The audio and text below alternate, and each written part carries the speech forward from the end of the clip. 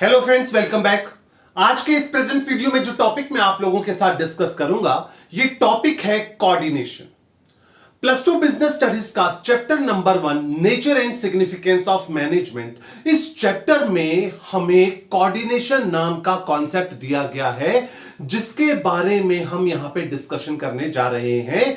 Coordination क्या है, इसके फीचर्स क्या है, क्या एलिमेंट्स है कोऑर्डिनेशन के, और मैनेजमेंट में इसकी क्या इंपॉर्टेंस होती है। डिटेल में हम इस वीडियो के अंदर इस टॉपिक की डिस्कशन करेंगे। इस चैप्टर की पहले भी 2 वीडियोस मैं अपलोड कर चुका हूं, जो कि मैं डिस्क्रिप्शन लिंक के अंदर उन 2 वीडियोस का लिंक अपलोड कर दूंगा। सो दोस्तों, ज्यादा टाइम ना वेस्ट करते हुए हम सबसे पहले बात करेंगे कि कोऑर्डिनेशन है क्या।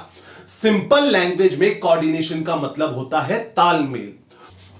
कोऑर्डिनेशन दोस्तों एक ऐसा कॉन्सेप्ट है जहां पे 2 या 2 से ज्यादा इंडिविजुअल, डिपार्टमेंट्स और ग्रुप्स मिलजुल के काम करें, एक दूसरे की एफर्ट को सपोर्ट करें। जैसा कि आप डेफिनेशन में देख रहे हैं, coordination is integration and synchronisation of group effort. मतलब जो भी काफी सारे लोग मिलजुल के काम करें, एक दूसरे की एक्टिविटीज को सपोर्ट करें, इनकी एक्टिविटीज एक दूसरे के ऊपर डिपेंडेंट हो, यही कोऑर्डिनेशन कहलाता है।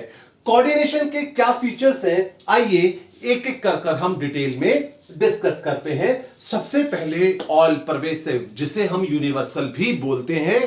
कोऑर्डिनेशन यूनिवर्सल कॉन्सेप्ट है। हर किसी ऑर्गेनाइजेशन के अंदर कोऑर्डिनेशन रिक्वायर्ड होती है, चाहे ये कैसा ही ऑर्गेनाइजेशन क्यों ना हो, बैंकिंग हो, इंश्योरेंस हो, मैंने पहले भी बताया ऑटोमोबाइल की कंपनी हो, या even within the same organisation different departments हैं, हर डिपार्टमेंट में कोऑर्डिनेशन चाहिए।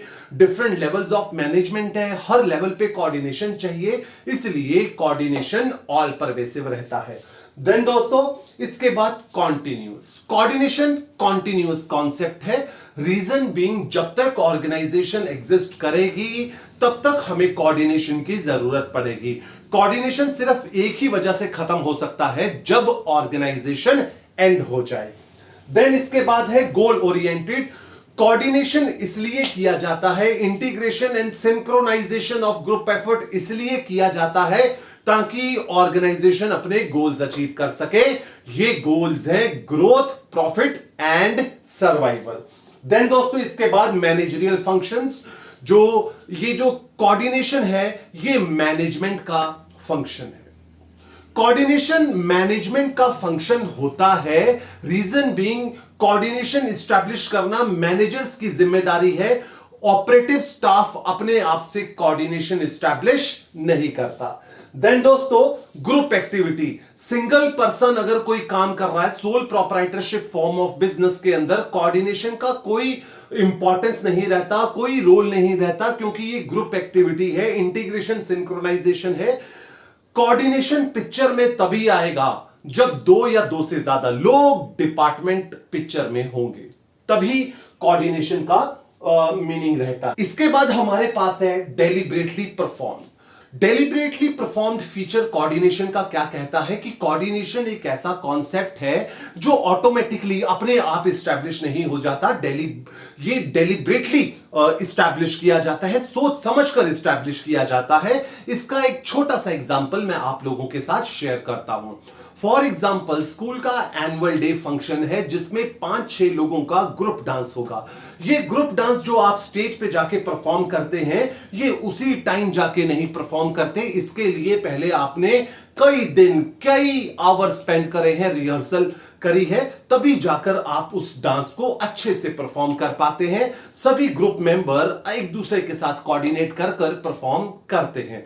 सो ऑर्गेनाइजेशन के अंदर भी जो कोऑर्डिनेशन एस्टैब्लिश किया जाता है, ये डेलिब्रेटली एस्टैब्लिश किया जाता है, अपने आप से एस्टैब्लिश नहीं हो जाता। सो दोस्तों, ये थे हमारे फीचर्स जो कि हमने कोऑर्डिनेशन के पढ़े हैं, 6 डिफरेंट फीचर्स ऑफ कोऑर्डिनेशन। इसके बाद हम बात करेंगे एलिमेंट्स की कोऑर्डिनेशन के कॉन्सेप्ट को कंप्लीट करने के लिए 3 इंपॉर्टेंट एलिमेंट्स की जरूरत होती है। सबसे पहला इंटीग्रेशन। इंटीग्रेशन कोऑर्डिनेशन का बहुत ही इंपॉर्टेंट एलिमेंट है। इंटीग्रेशन का मतलब है इंटरलिंक, एक की एक्टिविटी दूसरे के ऊपर डिपेंडेंट होनी चाहिए। अगर एक डिपार्टमेंट की एक्टिविटी दूसरे डिपार्टमेंट के साथ बिल्कुल लिंक ही नहीं है, एक पर्सन की एक्टिविटी दूसरे पर्सन के साथ बिल्कुल लिंक ही नहीं है, तो उन दोनों के बीच में कोऑर्डिनेशन एस्टैब्लिश हो ही नहीं सकता। कोऑर्डिनेशन तभी एस्टैब्लिश होगा जब दो डिपार्टमेंट और दो इंडिविजुअल की एक्टिविटीज एक दूसरे के साथ डिपेंडेंट होंगी, एक दूसरे के ऊपर डिपेंडेंट होंगी। देन दोस्तों इसके बाद है टाइमिंग। टाइमिंग बहुत ही इंपॉर्टेंट एलिमेंट है कोऑर्डिनेशन का। टाइमिंग का मतलब है सही टाइम पे सही एक्शन लेना है, तभी कोऑर्डिनेशन कंप्लीट माना जाएगा। देन थर्ड एलिमेंट है बैलेंसिंग। बैलेंसिंग का मतलब है सपोर्ट करना।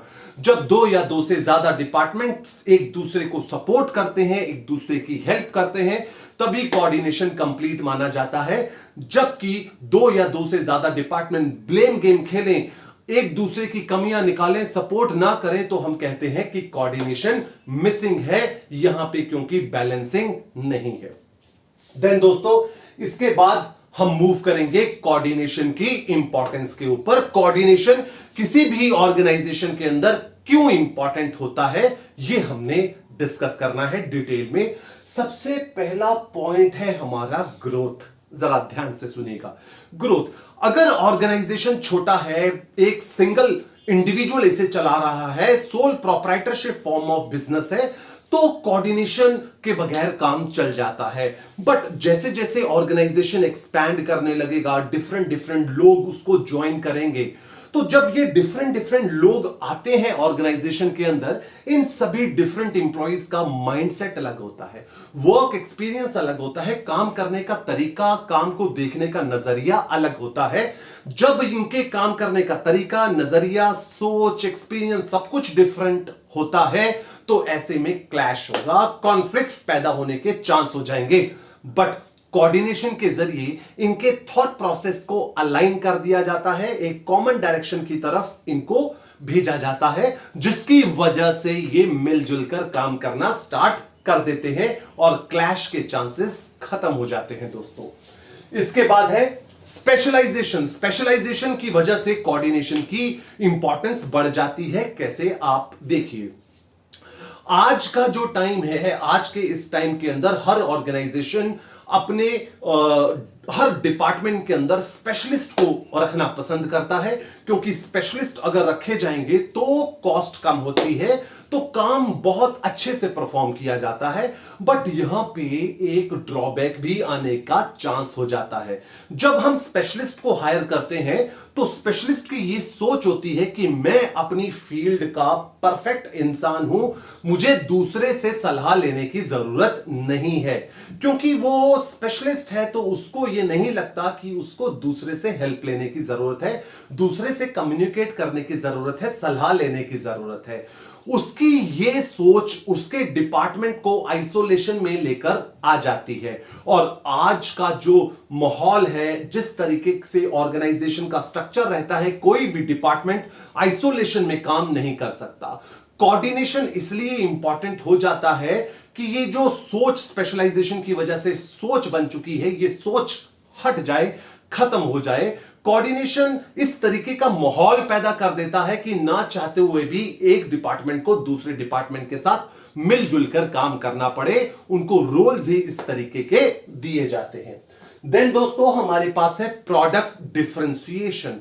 प्रोडक्ट डिफरेंशिएशन क्या कहता है कि एक प्रोडक्ट को बनाने के लिए अलग अलग फंक्शंस परफॉर्म किए जाते हैं, अलग अलग डिपार्टमेंट्स क्रिएट कर दिए जाते हैं इन अलग अलग फंक्शंस को परफॉर्म करने के लिए, और हर डिपार्टमेंट को ऐसे रोल्स रिस्पॉन्सिबिलिटीज दिए जाते हैं कि वो इस रोल्स एंड रिस्पॉन्सिबिलिटीज को निभाने के लिए दूसरे डिपार्टमेंट के साथ मिलजुल कर काम करें।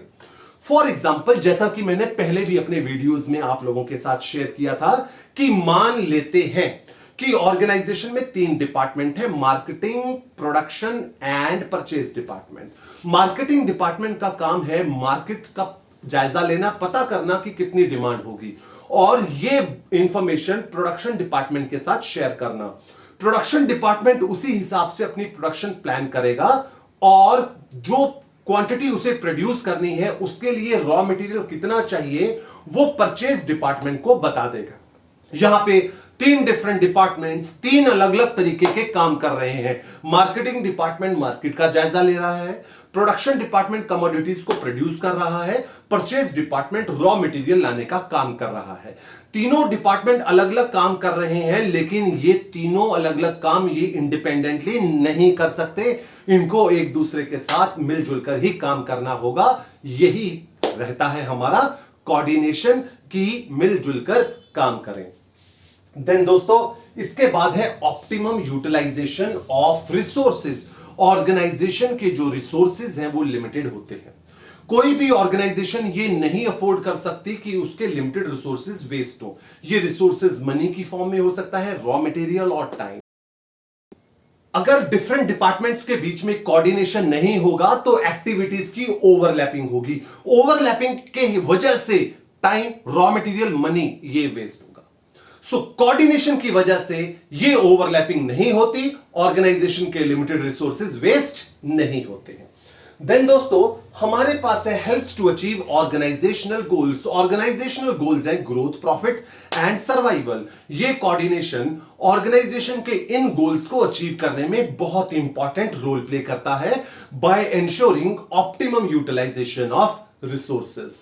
रिसोर्सेज की वेस्टेज को अवॉइड कर कॉस्ट रिड्यूस हो जाती है, प्रॉफिट की प्रोबेबिलिटी बढ़ जाती है, प्रॉफिट के आने से सर्वाइवल का ऑब्जेक्टिव अचीव कर पाना पॉसिबल हो जाता है।